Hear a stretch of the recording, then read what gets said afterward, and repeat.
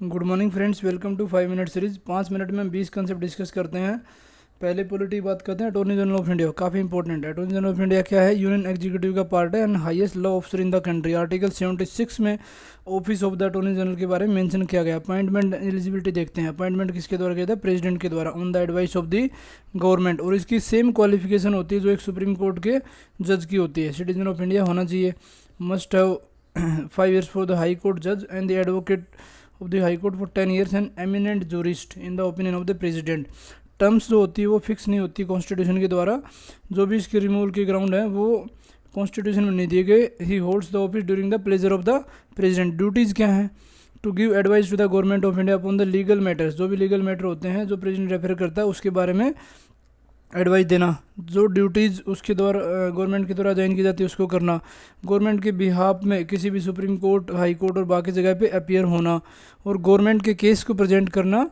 और जब भी 143 के अंडर में प्रेसिडेंट के द्वारा कोई एडवाइस मांगी जाती है सुप्रीम कोर्ट के द्वारा तो वहाँ पे अटॉर्नी जनरल उसको प्रेजेंट करता है। To discharge the function conferred to him on the by the constitution और एनी अदर लॉ। उसके राइट्स और लिमिटेशन की बात करते हैं। वो किसी भी दोनों हाउस में, लोकसभा राज्यसभा या किसी कमेटी या ज्वाइंट कमेटी जिसका मेंबर है वहाँ पे वो पार्टिसिपेट कर सकता है, बोल सकता है, लेकिन उसको वोट करने का अधिकार नहीं है। सारे जितने प्रिविलेज इम्यूनिटीज़ बाकी मेंबर्स ऑफ पार्लियामेंट को होती हैं वो अटॉर्नी जनरल को भी होती हैं। और ये गवर्नमेंट सर्वेंट की कैटेगरी में नहीं आता, वेरी इंपॉर्टेंट पॉइंट। इसलिए प्राइवेट लीगल प्रैक्टिस कर सकता है, इसको डीबार नहीं किया गया। बट ये गवर्नमेंट के अगेंस्ट में कोई भी ब्रीफ नहीं कर सकता। Solicitor general and additional solicitor general इसको असिस्ट करते हैं इसकी ड्यूटी परफॉर्म करने में। जियोग्राफी बात करते हैं। सतलज रिवर, सतलज रिवर के ऊपर 2022 में क्वेश्चन आया था और ये लास्ट स्टेटमेंट है, इसके ऊपर क्वेश्चन आया था। आपको समझाऊंगा कैसे है। सतलज सबसे लॉन्गेस्ट है, जो 5 रिवर है, इंदस, झेलम, चिनाब, रावी, ब्यास, सतलज, उसमें सबसे लॉन्गेस्ट रिवर है। और हिस्टोरिकल ये पंजाबी के नदन इंडिया और पाकिस्तान में फ्लो करती है। इसका नाम था साताद्री और इसको एंटीसीडेंट रिवर बोलते हैं। एंटीसीडेंट कौन सी होती है? जो अपना ओरिजिनल कोर्स चेंज नहीं करती और पैटर्न चेंज नहीं करती, चाहे अंडरलाइन टोपोग्राफी कैसी ही हो। ये ईस्टर्न मोस्ट ट्रिब्यूटरी है इंदस रिवर की, वेरी इंपॉर्टेंट पॉइंट। इसका जो सोर्स है ये रक्षाताल, तिब्बत, वहाँ से ये ओरिजिनेट होती है। भाखड़ा डैम इसके ऊपर बिल्ट है जो कि राजस्थान, हरियाणा और पंजाब को बिजली और पानी दोनों प्रोवाइड करता है। और इंडस वाटर ट्रीटी में इंडिया को एलोकेट किया गया इसका वाटर। और ड्रेनेज बेसिन कहाँ? इंडिया में, हिमाचल प्रदेश में, पंजाब में, जम्मू एंड कश्मीर और हरियाणा में। सतलज सबसे लॉन्गेस्ट ट्रिब्यूटरी इंडस की एंड चिनाब लार्जेस्ट है। कितना इंपॉर्टेंट पॉइंट है।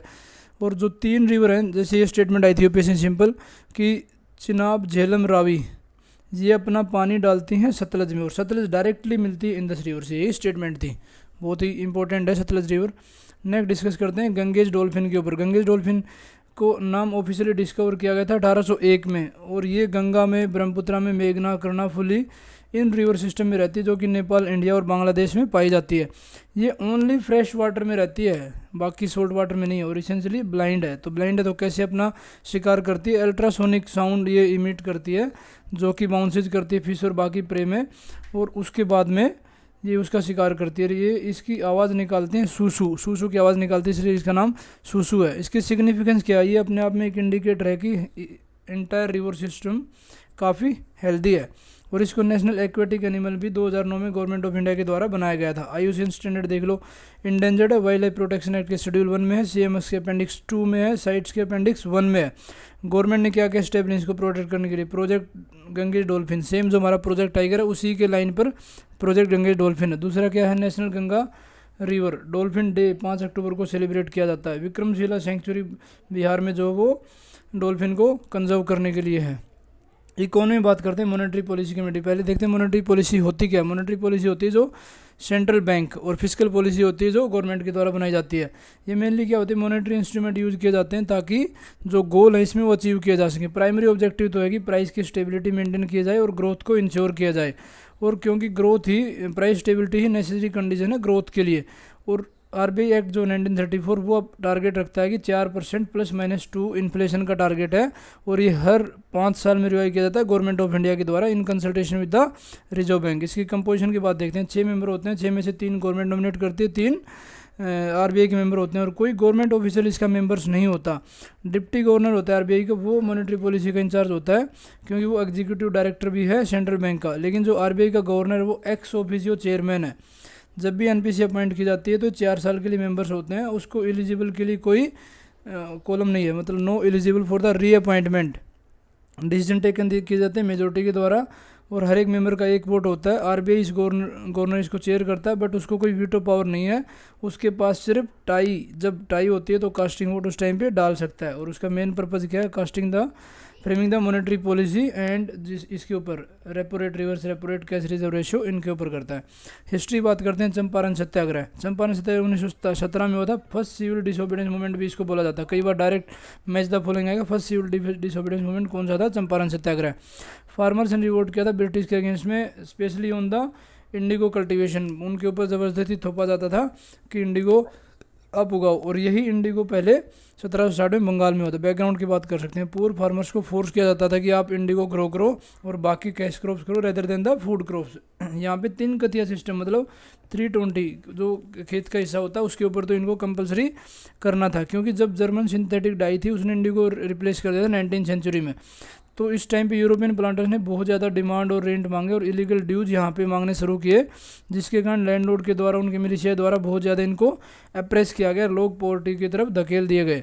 उनके पास न फूड है न मनी है, तो काफ़ी ज़्यादा अनबियरेबल सिचुएशन हो गई। चंपारण में उन्होंने रिवोल्ट स्टार्ट किया।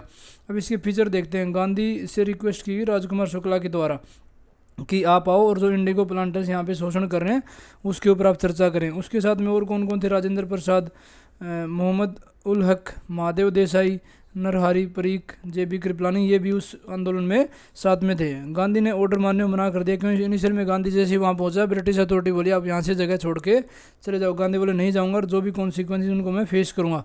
लेकिन फाइनली अथॉरिटीज़ को उनके सामने झुकना पड़ा और गांधी बोला कि आप इसके मेंबर बन जाओ और इन्वेस्टिगेशन स्टार्ट करो। गांधी ने 3 कतिया सिस्टम को अबोलिश करने की पूरी कोशिश की और कर भी दिया। और 25% जो उनसे लिया गया था उसका 25%, टोटल मान लो 100 रुपीज़ वसूल किए गए, तो उसका 25% वापस दिलाने में सक्सेसफुल हो गए। और गांधी ने अपनी पहली इंडिया की बैटल ऑफ सिविल डिसोबीडियंस यहाँ पे जीत ली। तो ये 5 मिनट थी। लाइक करें, शेयर करें, सब्सक्राइब करें। Thank you for watching.